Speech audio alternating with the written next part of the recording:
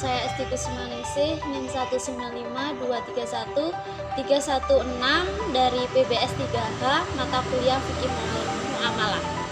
Di sini saya akan menjelaskan tentang jual beli murabahah, jual beli istisna, dan jual beli salam. Pertama-tama saya akan menjelaskan terlebih dahulu dengan pengertian jual beli murabahah. Baik, murabahah itu berasal dari kata ribhun yang berarti untung atau keuntungan. Jadi, murabahah adalah jual beli barang pada harga asal dengan tambahan keuntungan yang disepakati. Dalam murabahah, penjual harus memberitahu harga produk yang dia beli dengan menentukan suatu tingkat keuntungan sebagai tambahannya. Dalam hal ini, calon pembeli dapat memesan kepada seseorang untuk membeli suatu barang. Kedua belah pihak membuat ketepatan. Setelah itu, kedua belah pihak juga harus menyepakati beberapa keuntungan dan tambahan. Jual beli kedua belah pihak dilakukan setelah barang berada di tangan pemesan.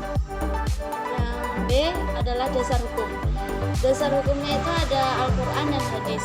Yang Al-Quran dari surat Al-Baqarah ayat 275, dan hadisnya yang berbunyi dari Suhaib At-Rumi bahwa Rasulullah SAW bersabda, 3 hal yang di dalamnya terdapat keberkatan: jual beli secara tangguh, mukharadan, dan mencampur gandum dengan tepung untuk keperluan rumah, bukan untuk dijual. Hadis riwayat Ibnu Majah. Dan yang C ada operasional murabahah. Produk murabahah adalah pembiayaan perbankan syariah dengan memakai prinsip jual beli barang pada harga asal dengan tambahan keuntungan yang disepakati dengan pihak bank selaku penjual dan nasabah selaku pembeli, atau sebagai dana talangan. Karakteristiknya, si penjual harus memberitahu harga barangnya dan menentukan keuntungannya. Pembayarannya dapat dilakukan angsuran sesuai kesepakatan bersama.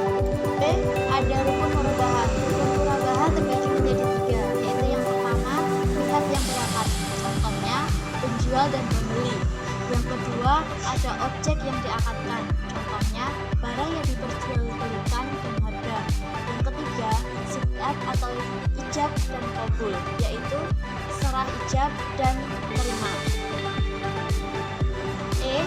Syarat-syarat murabahah, yaitu ada 4. Yang pertama, Bank Islam memberitahu biaya modal kepada nasabah. Yang kedua, kontrak pertama harus sah. Dan yang ketiga, kontrak harus bebas dari riba.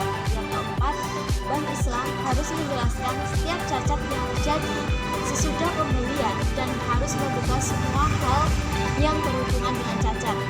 Yang F ada fatwa DSM tentang murabahah, di antaranya tentang murabahah, uang muka dalam murabahah, diskon murabahah, dan lain-lain. Yang E terakhir adalah penerapan murabahah dalam lembaga keuangan syariah. Cara operasi bank syariah hakikatnya sama saja dengan bank konvensional. Bank ini tidak menggunakan konsep bunga seperti bank konvensional. Produk dalam bank syariah yaitu pembiayaan murabahah. Dalam produk ini terjadi transaksi antara nasabah dan bank. Ini membelikan barang yang dibutuhkan nasabah dan menjualnya dengan nasabah dengan harga plus keuntungan. Jadi, bank menerima laba atas jual beli. Yang kedua, ada dasar hukum, yaitu yang Al-Quran dari Quran surat Al-Baqarah ayat 282. Dan yang C adalah operasional salam. Syarat utama salam adalah barang atau hasil produksi yang akan diserahkan kemudian dapat ditentukan spesifikasinya secara jelas seperti jenis, macam, ukuran, mutu, dan jumlahnya. Apabila barang yang diserahkan tidak sesuai yang ditentukan di awal, maka nasabah harus bertanggung jawab dengan menyediakan barang yang sejenis dan sesuai. Yang D, ada rukun dan syarat Islam.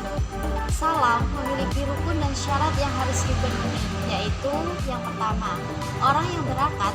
Syarat orang yang berakad harus balik dan berakal. Yang kedua, objek akad dalam jual beli salam, yaitu barang yang dipesan harus jelas ciri-cirinya, harganya, dan jelas waktu penyerahannya ketika akad berlangsung. Jadi, pembayaran dilakukan pada waktu akad karena jual beli ini bertujuan untuk membantu pedagang yang tidak punya modal. Yang ketiga, sikat atau ijab dan qabul. Pada ijab dan qabul haruslah dengan pernyataan yang jelas akan dipahami kedua belah pihak, tidak mengandung makna ganda. Ada beberapa perbedaan antara jual beli salam dengan jual beli biasa. Hal ini dijelaskan Fatih Ad-Durani sebagaimana yang dikutip oleh Nasrun Harun, yaitu yang pertama, harga barang dalam jual beli salam tidak boleh dirubah dan harus diserahkan seluruhnya pada waktu akad berlangsung. Berbeda dengan jual beli biasa, pembeli boleh saja membayar barang yang dia beli dengan cara utang kepada penjual. Yang kedua, harganya yang diserahkan berbentuk uang tunai, bukan berbentuk cek mundur. Jika berbentuk cek mundur, maka jual belinya batal, tidak tercapai tujuan jual beli. Tidak tercapai tujuan jual beli salam, yaitu untuk membantu produsen. Yang ketiga, menurut Hanafiyah, harga beli boleh dijamin oleh seseorang yang hadir sewaktu akad dan penjamin ini bertanggung jawab membayar ketika itu juga. Yang E, ketentuan umum salam. Pembelian hasil produksi harus diketahui spesifikasinya secara jelas, seperti jenis, macam, ukuran, mutu, dan jumlahnya. Yang F, ada salam paralel. Dalam teknis perbankan, barang yang dibeli oleh bank seperti padi, jagung, dan cabai tidak dimasukkan sebagai inventory. Adapun syarat yang diperbolehkan melalui salam paralel, yaitu akad kedua terpisah dari akad pertama dan akad kedua dilakukan setelah akad pertama sah. Yang G, ada pembiayaan salam pada perbankan syariah. Harga jual dalam akad jual beli disepakati tidak dapat berubah selama berlakunya akad. Ketentuan umum pembiayaan salam adalah sebagai berikut. Yang pertama adalah pembelian hasil produk harus diketahui spesifikasinya secara jelas, seperti jenis, macam, ukuran, mutu, dan jumlahnya. Misalnya, jual beli 100 kg mangga manis kualitas A dengan harga 5.000 per kilo akan diserahkan pada panen 2 bulan mendatang. Yang kedua, apabila hasil produksi yang diterima cacat atau tidak sesuai dengan akad, maka nasabah atau produsen harus bertanggung jawab atau mengganti barang yang sesuai dengan pesanan. Dan yang ketiga adalah mengingat bank tidak menjadikan barang yang dibeli atau dipesannya sebagai persediaan atau inventory. Maka dimungkinkan bagi bank untuk melakukan akad salam kepada pihak ketiga atau pembeli kedua seperti bulog, pedagang pasar induk atau rekanan. Mekanisme ini disebut paralel salam. Dan yang terakhir adalah jual beli istisna. Pengertian dari istisna adalah dalam jual beli istisna hampir sama dengan jual beli salam. Namun perbedaannya di dalam istisna pembayarannya dapat dilakukan di awal, di tengah, atau di akhir, baik itu secara kontan atau dengan beberapa kali termin. pembayaran dalam jangka waktu tertentu sesuai dengan kesepakatan skim istisna pada lembaga perbankan syariah umumnya diaplikasikan pada pembiayaan manufaktur atau konstruksi. Dan yang B, ada dasar hukum. Secara umum, landasan syariah yang berlaku pada jual beli juga berlaku pada istisna. Mazhab Hanafi menyetujui kontrak istisna atas dasar istisna karena alasan berikut. Yang pertama, ada masyarakat telah meraktifkan istisna secara luas tanpa ada keberatan. Dan yang kedua, ada dalam syariah dimungkinkan adanya penyimpangan terhadap kias berdasarkan ijma ulama.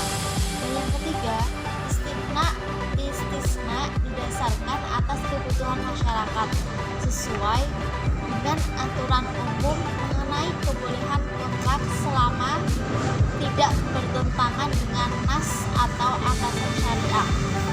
Hal ini bisa menyebabkan istisna sebagai kasus ijma atau konsensus secara umum. C. Operasional istisna. Syarat utama istisna adalah sama dengan pembiayaan salam, yakni spesifikasi barang dapat ditentukan dengan jelas umumnya. Pembiayaan istisna dilakukan untuk membiayai pembangunan konstruksi sebagai contoh. Pak Badu yang ingin membangun toko di tanah miliknya, kemudian Pak Badu bertransaksi jual beli dengan bank syariah.